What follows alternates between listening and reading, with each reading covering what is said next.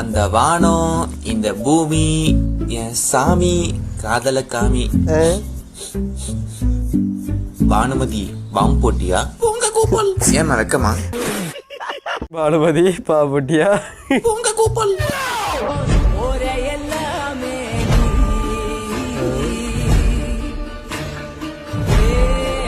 என்ன